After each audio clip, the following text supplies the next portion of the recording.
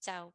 Chao, chao. Bueno, vamos a pasar a la siguiente oradora, que en realidad tenemos una presentación grabada, pero ella está presente en la sala para poder evacuar cualquier consulta que tengan después. Luli, te dejo que presentes, así yo después comparto pantalla. Perfecto, ¿ahí se me escucha? Sí, perfecto, Lu. Perfecto, bárbaro. Bueno, voy a pasar a presentar a la próxima panelista.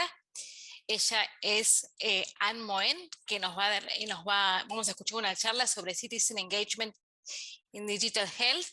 Es profesora titular de la Facultad de Medicina de la Universidad de Oslo, Noruega, y es profesora adjunta en el Centro Noruego de Investigación y Salud en Noruega. Su enfoque es en la investigación en informática de la salud, el diseño e implementación de herramientas digitales y servicios de acompañamiento, enfatizando el empoderamiento de los ciudadanos, la alfabetización de salud digital y el compromiso general para la salud y el bienestar. Hi Moen, how are you? I'm very well, thank you. Thank you for inviting me, and I look forward to the next to spend the hour with you. Thank you. We are pleased you can be part of this annual meeting we are doing. Thank you very much. Then before after the presentation, we will make a space for questions. Yep. Okay, Luli, están viendo la pantalla, ¿no?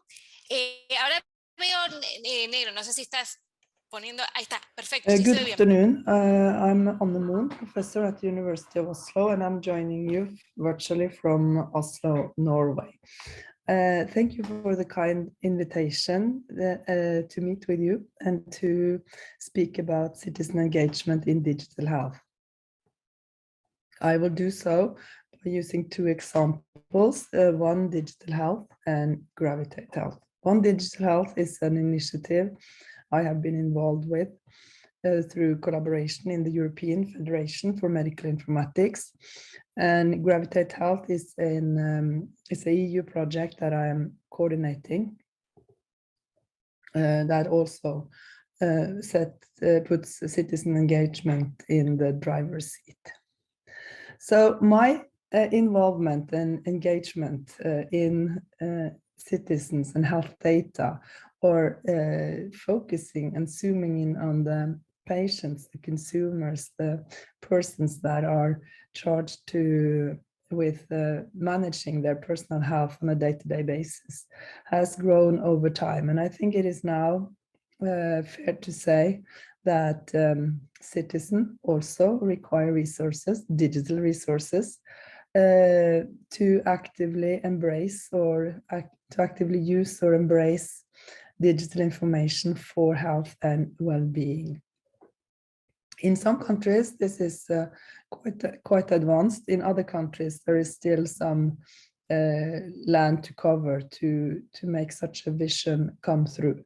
I think as a premise for these developments, it's important also to always consider how we maintain trust as we design and deploy services, and the willingness to use services, the willingness to adopt comes also with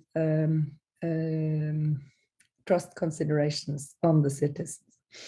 So for some years back, we discussed this in this concept of or starting to think about the citizen engagement and citizen and health data. With some colleagues, we coined the phrase digital health compass, where of course it's a call for navigation tools in an increasingly complex environment, where of course being expert in your own health and or in your own life is the true north. There are certain activities and certain area of focus that's important to consider towards this goal. So it's about education, it's about enabling use, it's about evolving expertise or evolving experiences, it's about evaluation and acting on opportunities, it's about engagement and empowerment, and then of course as these processes, or as these as you gain in these areas, it's you're developing more and more insights, and you have a better, probably a better overview. So this is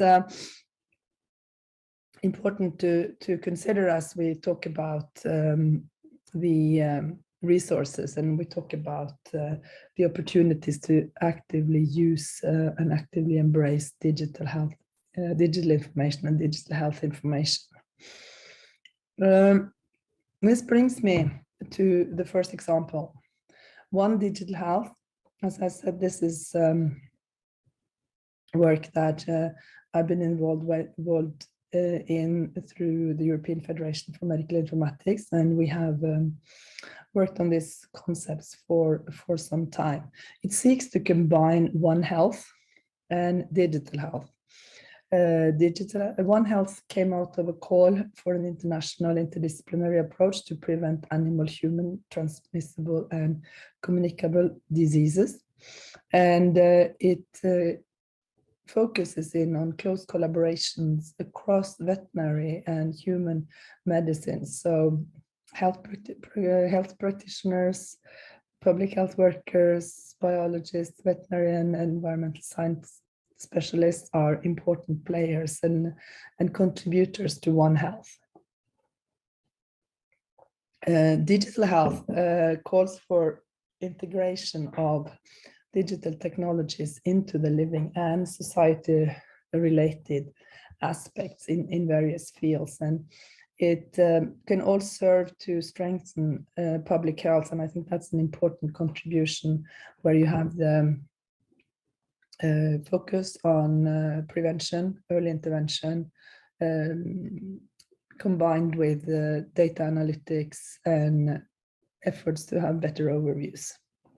Of course, if we combine these, we can see interesting interactions within this field, and I think it's important then to look at how the two fields can enrich each other, and of course enrich and build and supplement each other. And then, of course, from my perspective, also thinking of the citizens' engagement and the community effort. So is an opportunity and is a core component of the One Digital Health, just for the sake that One Digital Health is much more in the community and out in the outside of traditional healthcare settings. So the One Digital Health looks at the many interconnections between humans, animals, and the environment, and combined with digital support for delivery of healthcare in various scenarios, and where we see digital transformation combining human and health and animal health data, as well as insights about the environment. And this is then an opportunity to look at this One Digital Health allow us to look more holistically at what we are experiencing. I think the ongoing pandemic is the most recent example of areas where we need to look beyond what we used to, and where a concept like One Digital Health can come with a lot of opportunities, a lot of potential. One of these is pointing also to the WHO Europe's Empowerment Through Digital Health initiative. It's a flagship initiative where equity, gender equality, human rights, and are important, and that where digital health can be seen as an enabler. It's also focusing, of course, on the community and the everyday choices that we make. So in One Digital Health, I have raised the question, so how can citizen help, or how can citizen benefit from in this concept or in this approach? And I think that the interesting part here is to look into both citizens engagement and community vigilance, picking up on and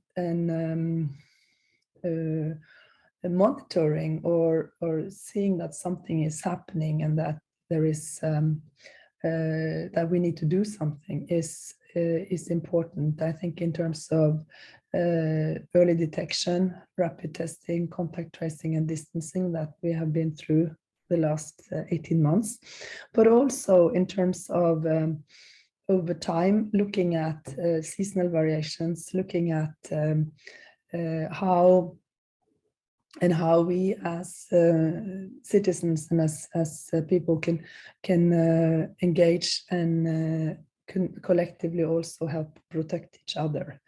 For this, digital health literacy is a key component, both in making sure that we understand the information, or that the information is presented in understandable ways, both from a prevention perspective and from because in our everyday lives there is a lot of choices that we make that are either short-term or the longer perspective, also coming with health implications. And of course, then a basic digital infrastructure to support the One Digital Health approach, looking at security, privacy, integrity of information, and ensuring interoperable solutions. I think I would also like to mention that, of course, there is a lot of information from various sources that's out there, and from the One Digital Health perspective and the digital health engagement, coming from a digital health literacy citizen engagement perspective, there is a lot to gain in terms of supporting choices and to build the necessary vigilance. And this is an example then also of how we as citizens can engage, can use data for different purposes, and can also learn from the data in different ways. This brings me to the other example, which is Gravitate Health. It's a public-private partnership. It's funded by the IMI, Innovation Medicine Initiative, who receives funding from the EU program Horizon 2020, but also from the European Federation of Pharmaceutical Industries and Associations and other members that are associated with this initiative. I think this is another example of citizen engagement in digital health, and what we're trying to achieve is to empower and equip Europeans with health information for active personal health management and adherence to treatment. We are looking at, in the same way as with One Digital Health, we're looking at how we can bring innovative new digital health information tools to patients and to empower a more person-centered healthcare and ensuring that we all make good choices. The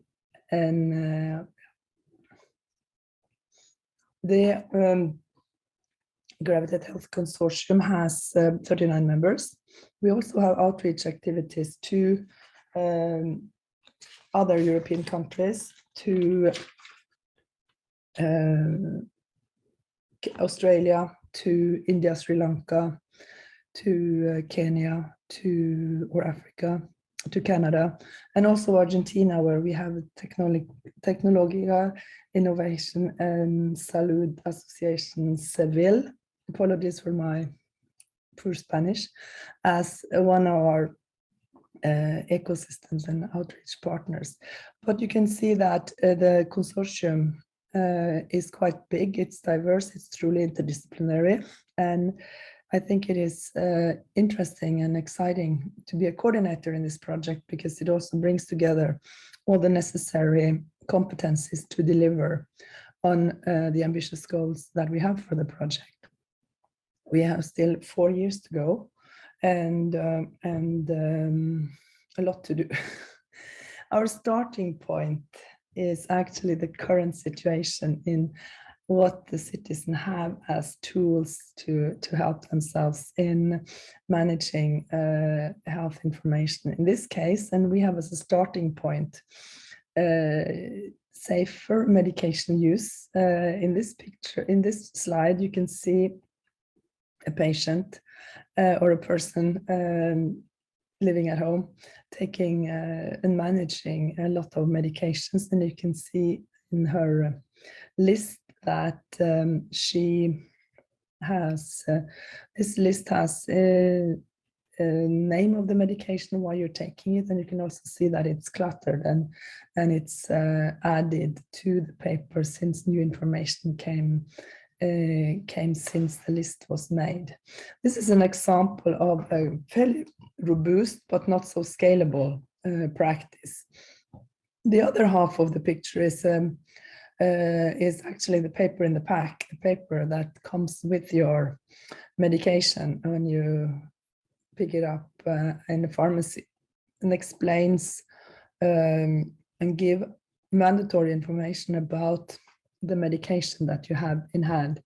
And you can see that it's paper-based, it's a lot of fine print, it's a very regulated document, and looking at it, some of the information may be necessary to know, but it might not be, it might be some pieces that are more relevant than others for the everyday choices. However, in this picture, or in the current format, when this is paper-based, it comes with a one-size-fits-all.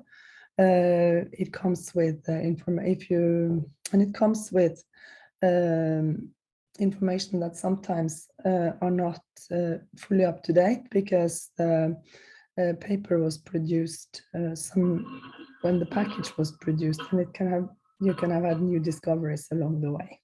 So from this starting point, we are charged to look at how we can apply an open access digital platform with trusted digital health information to transform how patients access and understand health information, and apply this in personal health for adherence to treatment, risk minimization, and quality of life.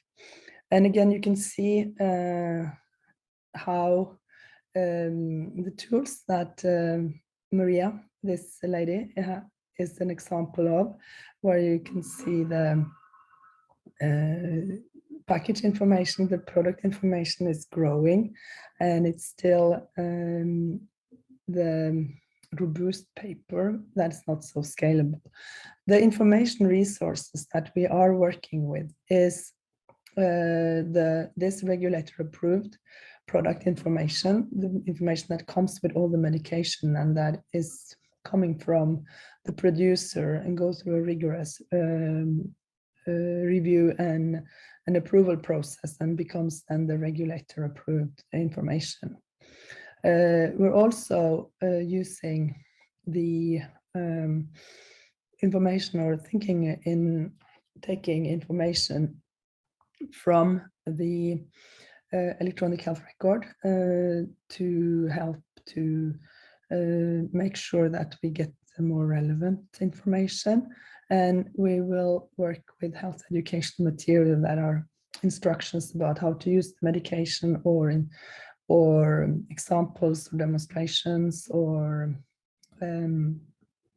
other important material that can allow you to better understand the condition and to take care of yourself.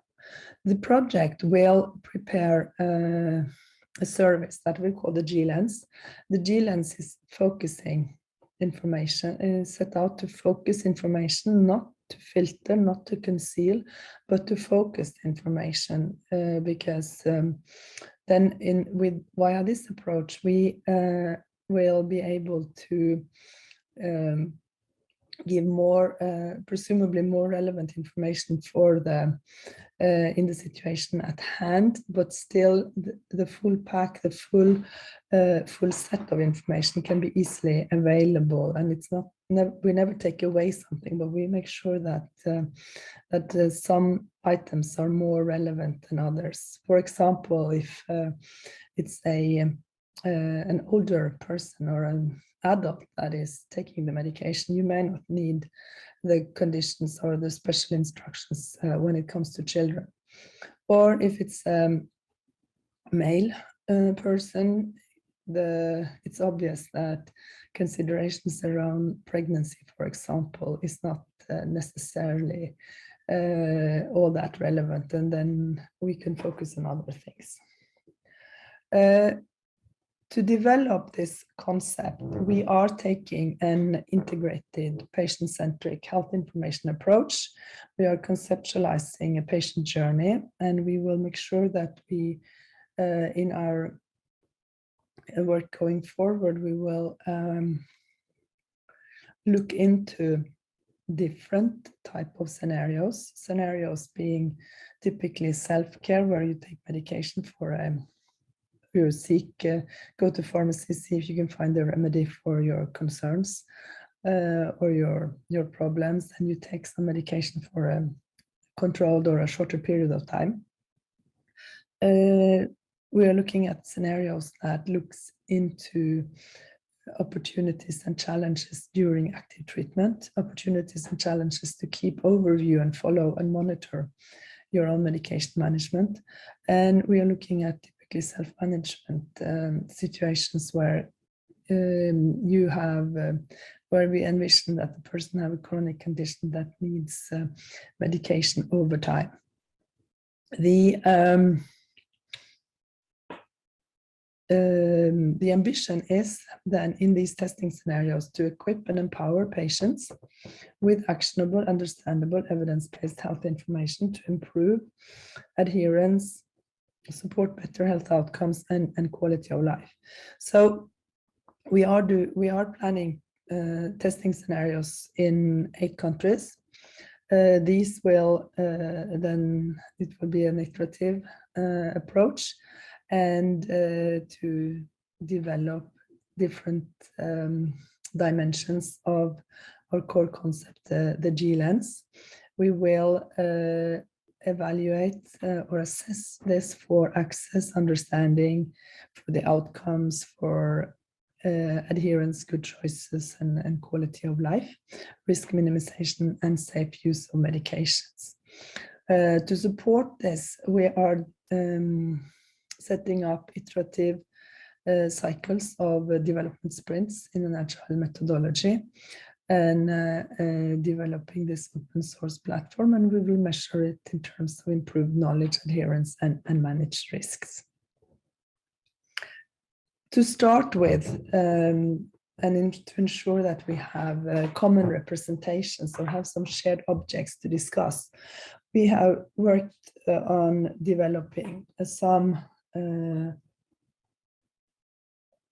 personas, and these personas have key characteristics that are applicable to several people that are in the same type of scenario, or in the same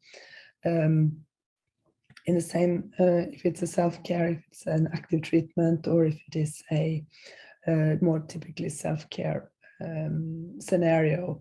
And of course, we then pick experiences or characteristics from more than one person, but to sort of give a more representative picture of the challenges at hand.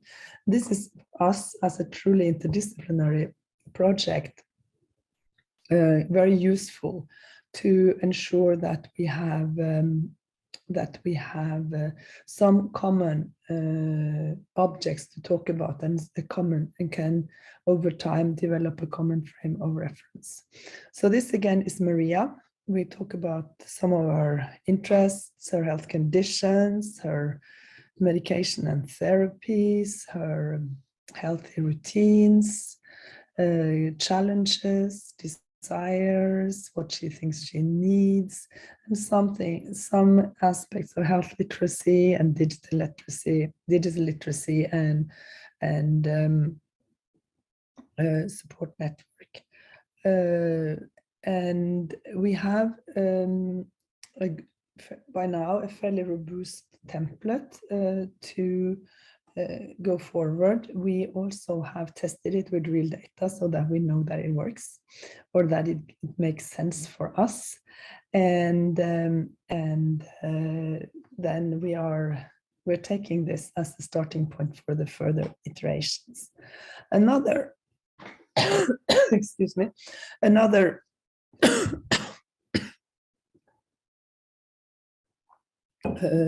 important piece is interoperability standards.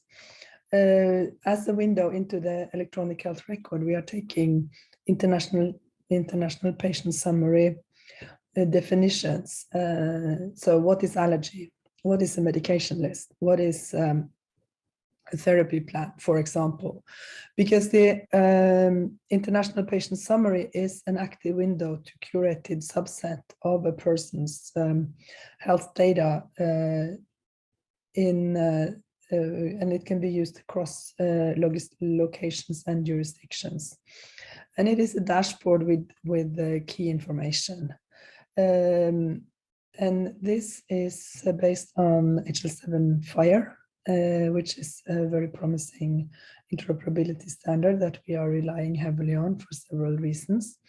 So with the personas, interoperability standards, we have joined in the collective effort within HL7 on accelerator programs. So we're part of one of them where we have a special track on electronic product information, e-labeling or EPI, where we took as a starting point our needs in the project, but with the accelerators, we can join connectathons where it's actually open for scrutiny beyond our consortium, and in such a way it makes more gives realistic tests from a very get-go.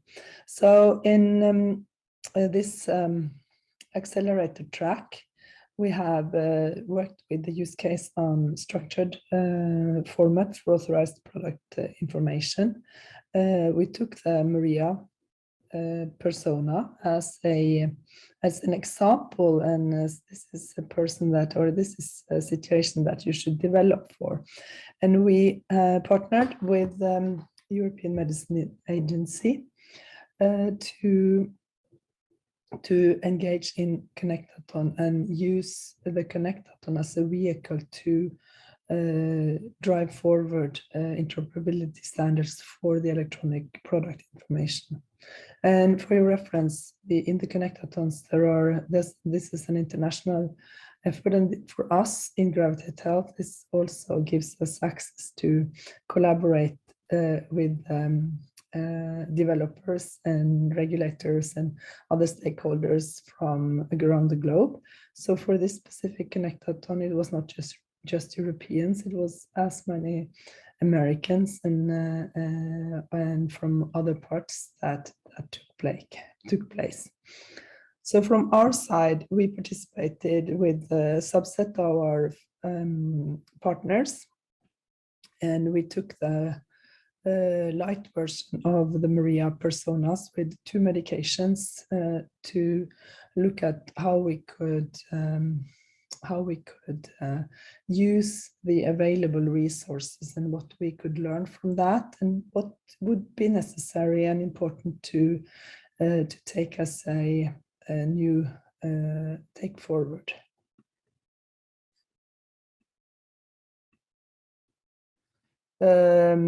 So a simplified version of Maria was the example. In this case, we started with the most important, or limited us to the must-have features, and that was access to the medicinal product information in the language of choice and a good understanding of this information, also when traveling. Originally, this medication list has 15 medicinal products. We worked with 2. And the recurring theme, or the specific concern that we were working on, or that was up for development work, was to ensure better cross-border care and support when traveling.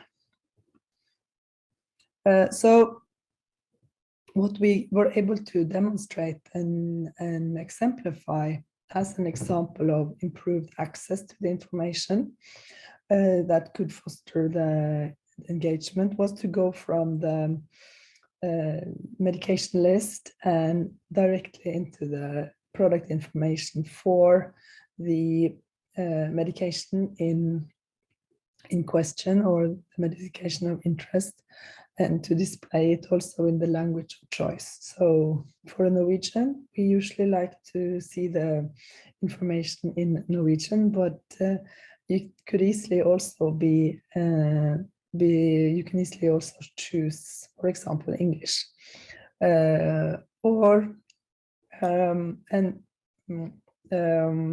switch between, or so this is the very first step on improving the access. So the access is tied to the medication list and not necessarily to the medication in the pack and the paper leaflet that all of a sudden, or very easily, is tossed away. We were also playing with the opportunity, or exploring if it's possible to go between languages. So working with a multilingual product information.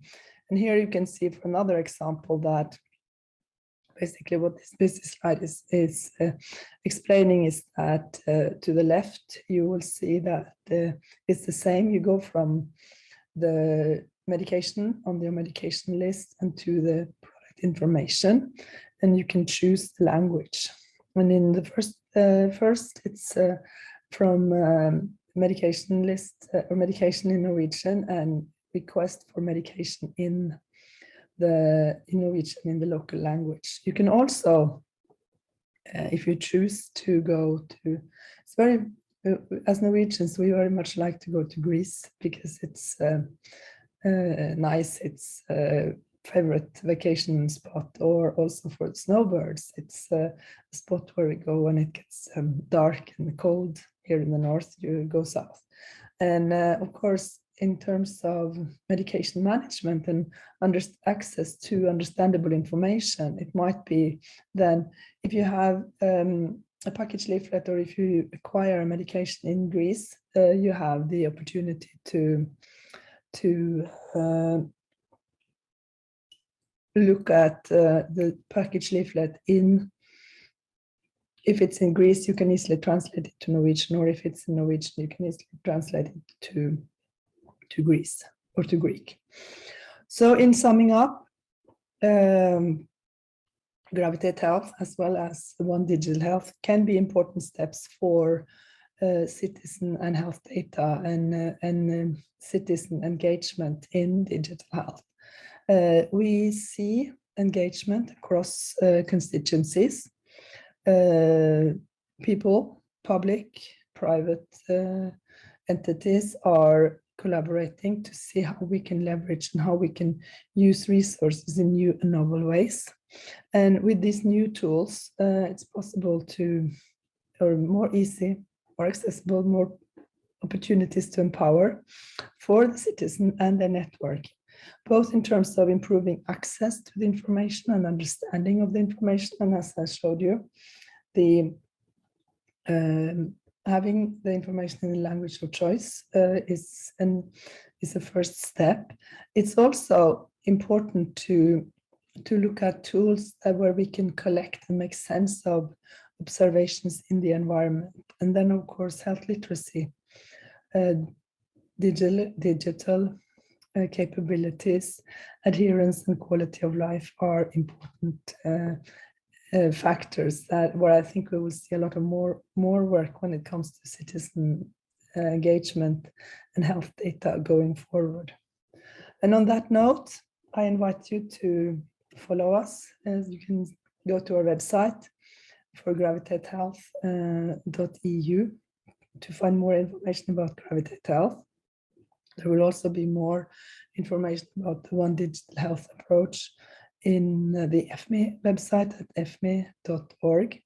And I am very excited that we do have an outreach activity in Argentina, and here you can also see the name of the organization. So on that note, thank you for the attention, and good luck.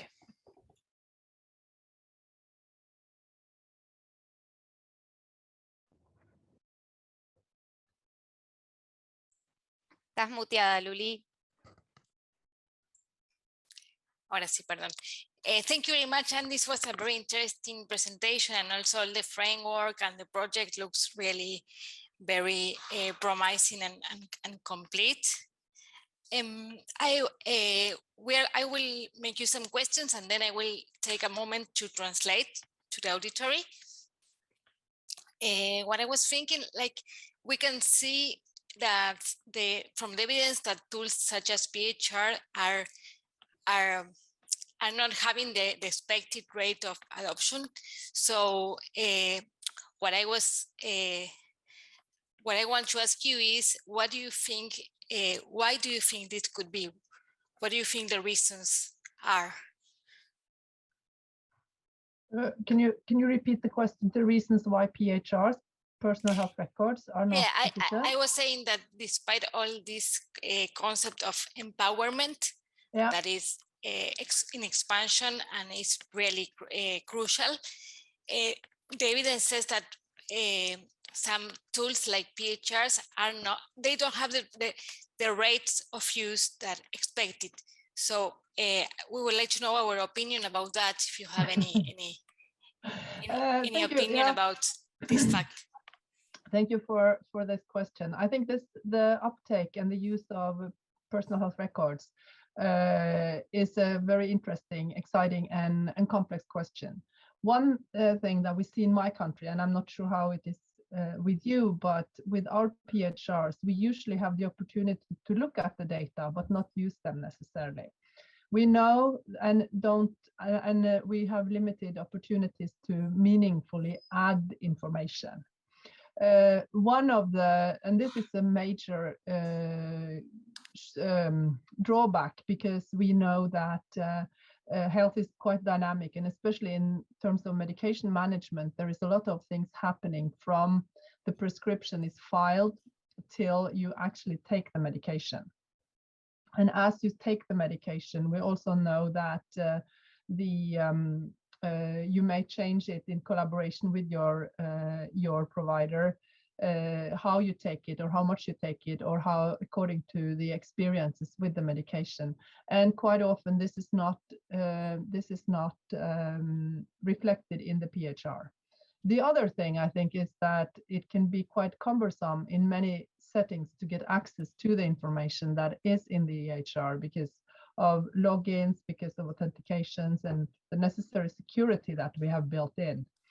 The third thing that might be of a challenge is, of course, these important areas of, or important questions of health literacy, digital health literacy, and our capabilities and our interest to actually use the PHR to support our day-to-day health activities, and then also maybe that some of the information in the PHR is not necessarily the most relevant for the issues at hand that you are dealing with in the everyday life. So I think looking into new novel approaches, looking into new information resources, like, for example, taking the well-developed information about medication as a starting point to develop new and additional tools could come with some merit and could come with some opportunities. Okay, thank you. I will take a time to translate what you are saying. Would you like me next time to give you shorter answers and more interaction for translation? It's okay. What you prefer, it's okay for me. Yeah. El auditorio le comento que lo que estaba preguntando es que la evidencia comenta que hay algunas herramientas como los portales de salud, más allá del concepto importante del empoderamiento, no tienen la tasa de uso que se espera en muchos casos. Y Anne lo que nos comenta es que ella cree que esto se debe a que los actos de salud y lo que le pasa a las personas con su salud es algo dinámico y a veces el portal no refleja ese dinamismo, entonces solamente muestra por ahí información que no es tan dinámica, sino que es más una foto del momento.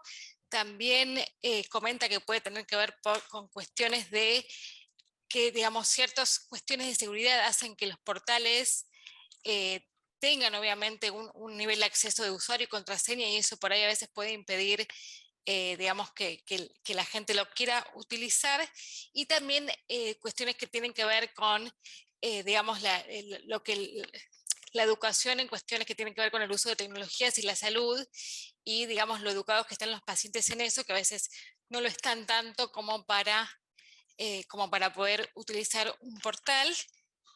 Y bueno, ella lo que dice es que tenemos que buscar nuevos enfoques para poder darle información más relevante y más sobre lo que realmente le pasa al paciente, sobre todo, por ejemplo, en cosas cambiantes como son la prescripción de medicamentos que pueden cambiar de un momento a otro y son algo dinámico.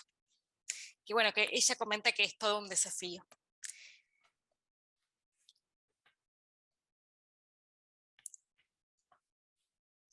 Bueno, Anne, otra pregunta que I'm ready. I just translate. It was a little bit long, so I'm sorry. Another question I would like to make you is, with all these projects like ongoing, what do you think are the perspectives for the future? I do think, this is a wonderful question, and thank you. I think that the perspective for the future is to rethink quite a bit on how we are engaging, what the opportunities that we provide or the opportunities that we take to engage in personal health will look like going forward. I think I see in many settings that there is a lot of approaches that is doing for the patient and not necessarily doing with the patient. So I think we will see development in areas of novel collaboration between patients and providers. I think we will see novel opportunities in prevention, early intervention, and community vigilance to catch that things are going on in our communities in order for us to instantiate preventive measures or measures to take care of our health. And I think that we will also see that patients are getting impatient in terms of the resources and the areas of use and usability of the resources that's available for personal health management. Thank you. Okay, thank you. I will take a time to translate. Le estaba preguntando a Anne cuáles ve que son las perspectivas para el futuro en esto del empoderamiento del paciente, y bueno, ella cree que tiene que ver más que nada con, digamos, no trabajar, digamos, para el paciente, sino con el paciente, o sea, estimular todo lo que sean estrategias de colaboración paciente-profesional, y a su vez también cuestiones que tengan que ver con la prevención y la vigilancia epidemiológica, que eso sería básicamente los pilares a los que se deberían enfocar, digamos, lo mismo que decía anteriormente, lo que es el dinamismo y la prevención, la vigilancia y el trabajar junto con el paciente y no simplemente para el paciente.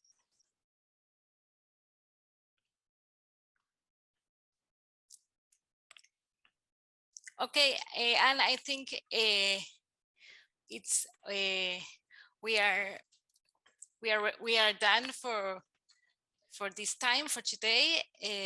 We are really pleased. I tell you again, we are pleased you can be part of our Health Informatics annual meeting, and we look forward to hear from you, and we will be able to connect you so we can know about this project that is really very interesting. I don't know if you have any final comments you want to give to the audience, and then we can. I would thank you. I would like to thank you for the kind invitation, for the opportunity to join you virtually from Oslo, and reach out to our Argentinian ecosystem also if you want to learn more and look at how you can get involved with some of the activities, especially for Gravitate Health, which I think is a very exciting project. And I look also forward to work with Argentinian and South American colleagues through the International Medical Informatics Association and our regional federations on the concept of one digital health, which I think is important going forward as we see how things develop. So I wish you a good continuation of the conference, and it has been a great honor and a great pleasure to be with you this afternoon. Thank you very much. Bye-bye.